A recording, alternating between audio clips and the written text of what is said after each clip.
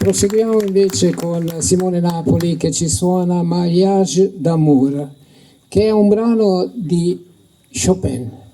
Quindi, chi ci fa un brano di Chopin in mezzo alla chitarra?